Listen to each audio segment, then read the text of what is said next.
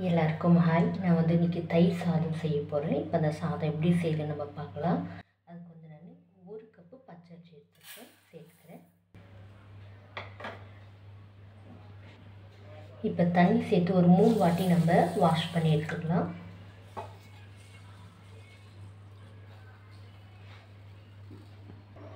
அவ்வளோதான். நான் 3 வாட்டி வாஷ் பண்ணிட்டு இப்போ குக்கரில் சேர்த்துக்கலாம். அவ்வளோதான், நம்ம அரிசி குக்கரில் சேர்த்துக்கலாம்.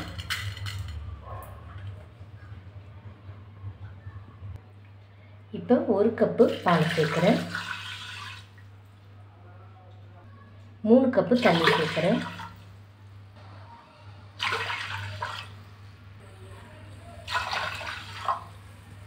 இப்போ குக்கர் மூடி போட்டு 6 விசில் வச்சு நம்ம எடுத்துக்கலாம். இப்போது 6 விசில் வந்துடுச்சு. விசில் வந்து உடனே நீங்கள் ஓப்பன் பண்ணாத ஒரு 15 நிமிஷம் விட்டு ஓப்பன் பண்ணால் நல்லாயிருக்கும். இப்போ நல்லா நம்ம ரைஸு மிக்ஸ் பண்ணிக்கலாம்.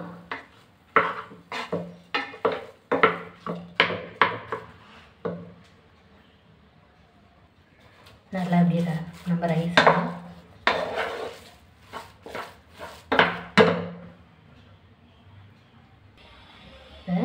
நான் வேறொரு பாத்திரத்தில் மாற்றிக்கிறேன்.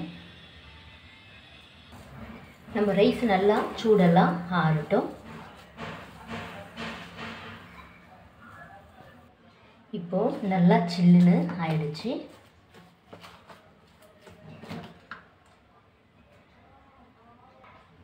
ஒரு கப்பு தயிர் சேர்க்குறேன். நான் தேவையான அளவு உப்பு சேர்த்துடலாம். 2 பச்சை மிளகாய் கட் பண்ணி வச்சுருக்கேன், சேர்த்துக்கிறேன். கொஞ்சமாக மாதுளம்பழம் சேர்க்குறேன். 3/4 கப்பு பால் சேர்க்குறேன். இது காய வச்ச பால், காய வச்சு ஆற வச்சுருக்கேன். நல்லா மிக்ஸ் பண்ணிவிடலாம். கட்டிகளெல்லாம் எதுவும் இல்லாத.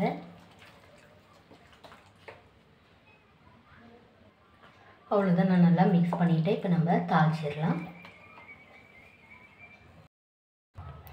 1 டேபிள் ஸ்பூன் எண்ணெய் சேர்க்குறேன். 1 டீஸ்பூன் கடுகு.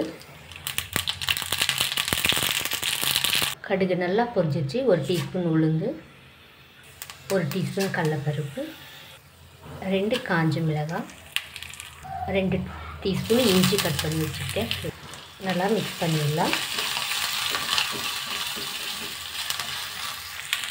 கொஞ்சமாக கருவேப்பிலை, 1/2 டீஸ்பூன் பெருங்காயம், நல்லா மிக்ஸ் பண்ணிடலாம்.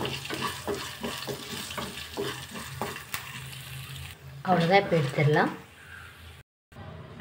இப்போ நம்ம தாளிச்சது கொட்டிடலாம். கொத்தமல்லி சேர்க்குறேன். நல்லா மிக்ஸ் பண்ணிவிடலாம்.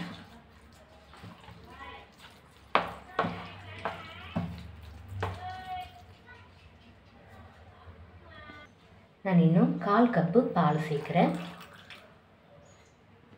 அவ்வளோதான். உங்களுக்கு திக்காக இருக்கணும்னா நீங்கள் பால் சேர்க்க வேண்டாம். உங்களுக்கு எவ்வளோ தேவை அவ்வளோ நீங்கள் சேர்த்துக்கலாம்.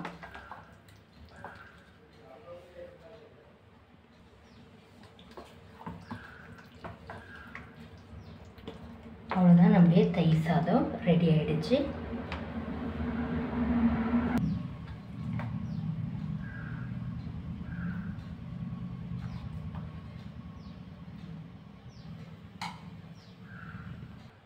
அவ்வளோதான். இந்த வீடியோ உங்களுக்கு பிடிச்சா லைக் பண்ணுங்கள், கமெண்ட் பண்ணுங்கள், சப்ஸ்கிரைப் பண்ணுங்கள். தேங்க்யூ.